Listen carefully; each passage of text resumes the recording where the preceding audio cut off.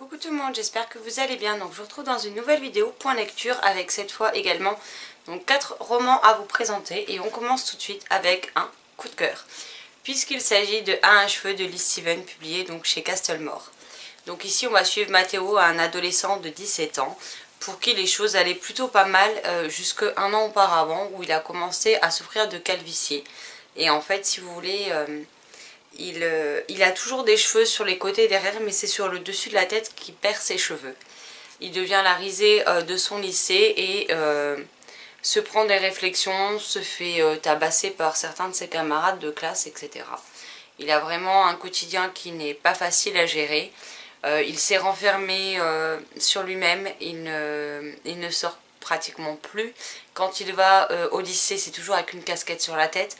Donc malgré que les professeurs au début n'étaient pas trop d'accord, ils ont fini par lâcher l'affaire et le laisser porter cette casquette. Malheureusement, ses camarades de classe continuent à le persécuter jour après jour et à s'acharner sur lui. Et il est également geek, qui s'est mis sur un jeu vidéo qui est un MMORPG. Et on va suivre sa vie au quotidien, jour après jour, sur cette année donc de terminale.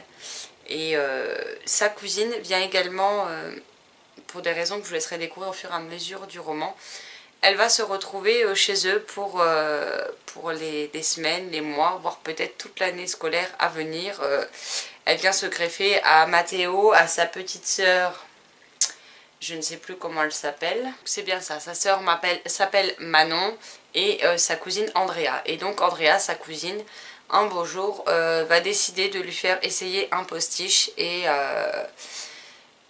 essaye de lui redonner goût aux choses, essaye de le motiver à sortir, à faire ce qu'il faut pour se sentir mieux dans sa tête et dans son corps. Et donc on va les suivre tout au long de l'année scolaire. Il y a beaucoup de thématiques différentes d'aborder puisqu'on a donc le harcèlement scolaire, on a la violence physique qui vient de la différence, donc de l'intolérance de ces différences et du harcèlement scolaire. On a cette thématique de calvitie, on a cette thématique également d'homosexualité.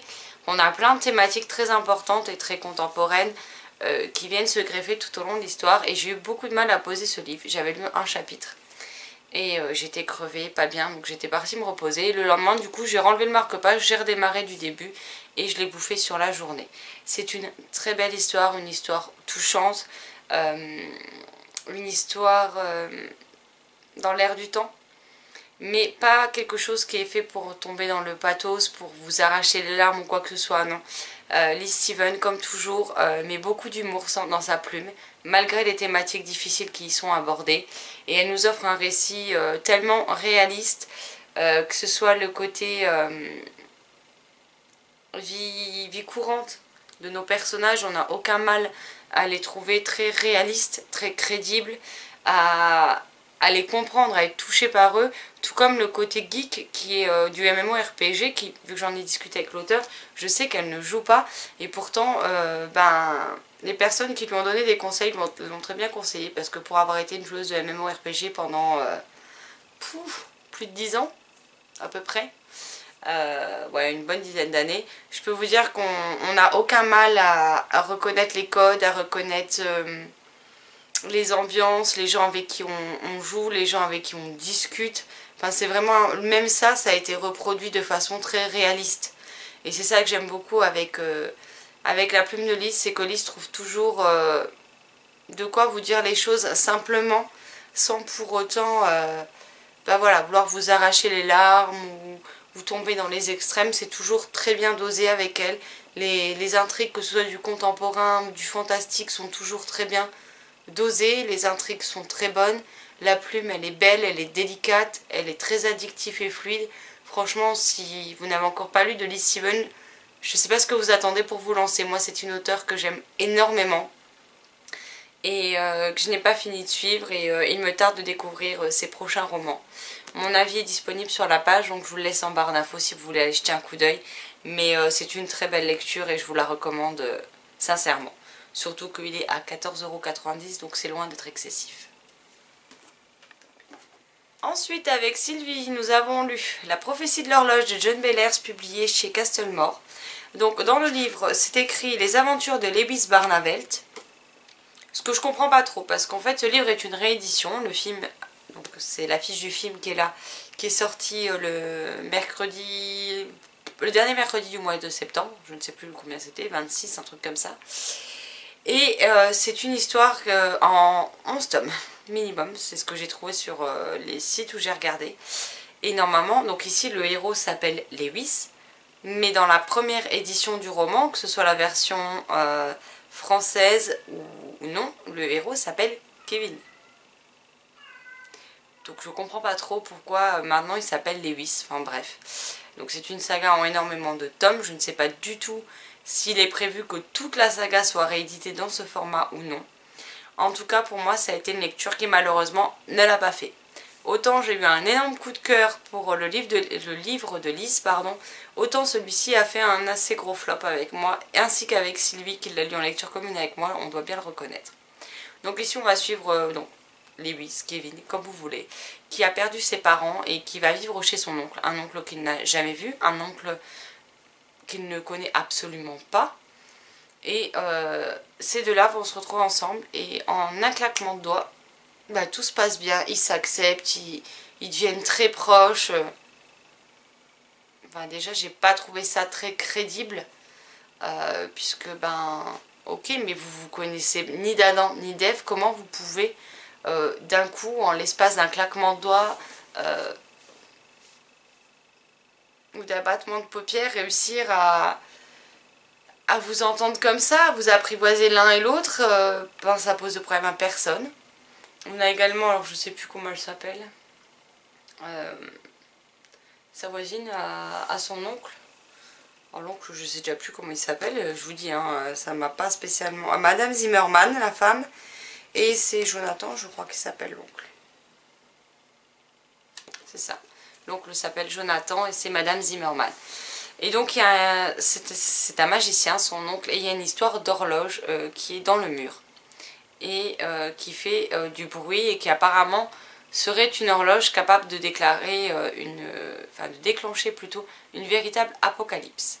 Donc pendant environ 180 pages, il ne se passe pas grand chose concernant la magie ou cette fameuse horloge. On est plus sur, sur Jonathan et son neveu qui sont devenus fusionnels, comme je vous disais, en un claquement de doigts. Donc au niveau des relations entre les différents personnages, je n'ai pas trouvé ça très crédible. C'était beaucoup trop rapide, il nous manque beaucoup d'explications. On ne connaît pas trop comment chacun avait l'habitude de vivre. On ne sait pas comment les parents de Lewis sont morts. On ne sait pas s'il est directement fini chez son oncle ou non. On sait au final très peu de choses sur leur vie personnelle à chacun. Madame Zimmerman, n'en parlons pas, on sait encore moins sur elle. Et par contre, une fois qu'on commence vraiment à rentrer, donc il fait à peu près 300 pages hein, le livre, hein, il n'est pas non plus énorme. Ouais, il fait 274 pages, sachant que c'est écrit quand même très gros et qu'à plusieurs reprises, vous avez ce type d'illustration. Je vais essayer de vous en trouver une vers le début pour rien vous spoiler. Ce genre d'illustration qui prennent toute la page. Et en fait, au moment où les choses deviennent vraiment intéressantes, en 15-20 pages, bah c'est bâclé. Donc tout est beaucoup trop rapide à mon goût dans ce roman. Personnellement, j'ai pas spécialement réussi à m'attacher au personnage parce qu'au final, on sait quasiment rien d'eux en fait. Donc moi, pour m'attacher à un personnage, j'ai besoin d'en apprendre un minimum sur lui, et ce qui n'est absolument pas le cas ici. Donc je pense que j'attendrai que le film sorte en DVD, et je pense que je me l'achèterai pour le découvrir et voir s'il est plus intéressant que le livre. Mais en tout cas, ça ne me donne vraiment pas envie de poursuivre la série, déjà par le nombre de tomes, le fait que je ne sache pas à l'heure actuelle si Castlemore a décidé de publier tous les tomes ou non. Mais pour moi c'est un flop, tout est beaucoup trop rapide, rien n'est vraiment approfondi, rien n'est développé, et beaucoup de choses vous arrivent comme un cheveu sur la soupe. Voilà. Alors après, si vous voulez vous faire votre propre avis, bah, allez-y. Franchement, vous basez pas que sur mon avis. Il y aura peut-être des avis beaucoup plus élogieux que le mien sur ce roman, mais pour moi ça a été un flop total. Voilà. Et ensuite, je vais vous parler donc de Le parfum de la pluie de Liu Tenchi en auto-édition, qui n'est autre que Lisa Angelini, une auteure publiée chez Sharon Kenna que j'aime énormément. Donc ici on va suivre Nina qui a 18-19 ans, je ne sais plus. Alors elle est américaine du côté de sa mère et japonaise du côté de son père. Il décide d'aller pour l'année scolaire au Japon et Nina, ne voulant pas rester seule aux États-Unis, décide de se joindre à ses parents. Et du coup, pour ne pas... elle devait aller à la fac, mais pour ne pas voilà, passer une année sabbatique à ne rien faire, sachant qu'elle veut aller à la fac aux États-Unis et pas au Japon, elle décide de refaire une année de terminale au Japon. Et là, elle va tomber sur Ikuo. Alors, Lisa, si tu passes par là, tu m'excuseras pour la prononciation, mais alors moi, les noms asiatiques, c'est comme les noms américains ou anglais, en fait, il ne faut pas compter sur moi pour le prononcer correctement. Voilà. Qui est le beau gosse irrésistible du lycée, devant qui toutes les filles se pavanent, qui sait parler aux filles, qui est clairement un beau parleur, hein, clairement, ni plus ni moins, qui lui suffit de claquer des doigts pour obtenir tout ce qu'il veut, et pour qui la réponse non n'est pas une réponse acceptable. Voilà. Sauf que Nina a son caractère, elle a un caractère bien trempé, elle ne compte pas se laisser faire. Et du coup, Ikuo va répandre des rumeurs totalement absurdes pour se venger entre guillemets de la veste qu'il a bouffée en pleine poire. Chose à laquelle il est clairement pas habitué. Et suite à ça, toutes des péripéties vont arriver à Nina. Et on va la suivre dans ce nouveau pays où au final elle ne connaît rien, elle ne connaît pas trop leurs traditions, elle veut pas se laisser faire, mais en même temps elle va subir des choses qui sont pas non plus simples. On va suivre aussi Ikuo de son côté qui du coup va pas être très fier clairement des rumeurs qu'il a colportées quand il voit les ennuis que ça apporte à Nina, qui au final, à part le foutre une veste, elle lui a pas fait grand chose quoi clairement, hein. Donc on va le voir, on va voir s'il persiste à continuer, s'il est pris de remords, s'il va essayer de se racheter, ou si au contraire il va continuer à l'enfoncer. Et on va suivre également, alors je sais plus comment elle s'appelle, la meilleure amie de Ikuo, qui se nomme Risa. Voilà, c'est Risa.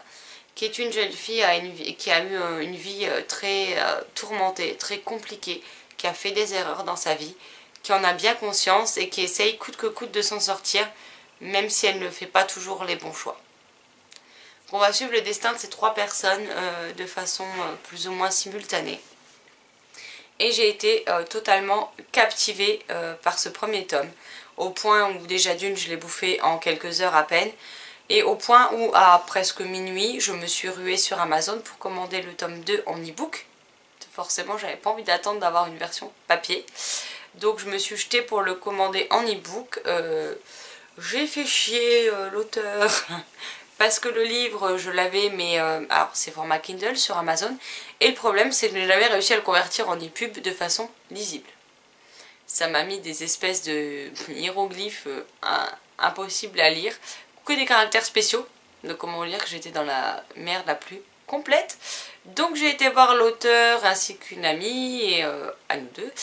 Et pour qu'il y en a une des deux qui arrive à me résoudre le problème. Résultat, je l'ai eu en e-pub, j'ai pu le lire et je me le suis enchaîné derrière. Donc je vous glisse la couverture ici, sachant qu'il doit arriver prochainement dans ma boîte aux lettres au format papier. Donc du coup il va rentrer dans ma pile à lire, mais il sera déjà lu. Mais j'avais clairement pas la patience d'attendre son arrivée en livre papier, même si je sais que le délai est pourtant très court, hein, mais je voulais la suite là tout de suite maintenant. Sachant que maintenant je suis obligée d'attendre parce que l'auteur n'a pas écrit le tome 3. Donc Lisa, si tu passes par là, bouge ton cul. Parce qu'en fait Rachel a raison et je vais la soutenir sur ce coup-là contre toi, donc dépêche-toi, je veux la suite. Voilà. Et donc dans ce tome 2, on retrouve nos trois personnages, on voit comment ils ont pu évoluer entre le premier tome et ce second tome. On se rend compte que énormément de choses ont changé aussi bien pour les uns que pour les autres, que dans certains cas les choses se sont améliorées, que dans d'autres cas les choses sur certains aspects ont pu s'aggraver. Mais en tout cas j'ai un profond attachement à ces personnages. Et voilà, c'est des personnages qui ont chacun des côtés plutôt positifs dans leur vie, mais aussi des côtés qui ne le sont pas du tout sur d'autres aspects. Et puis on a voilà ces différences de culture entre le Japon, entre la France, entre le Japon et les États-Unis, pardon. Et Et ce livre, je sais même pas comment vous en parler, c'est juste...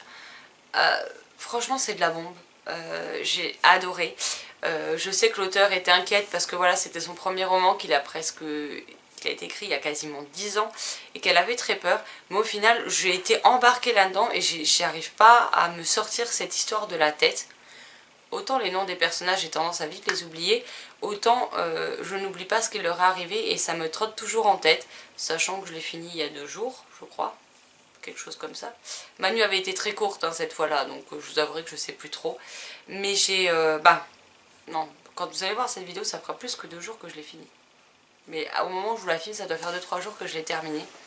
Et j'ai juste adoré et j'attends la suite avec impatience parce que j'ai envie de voir, encore une fois, qu'est-ce qui va leur arriver, si les choses vont enfin se stabiliser pour eux, s'ils vont enfin pouvoir goûter au bonheur, ou si d'autres emmerdes vont venir sur leur passage.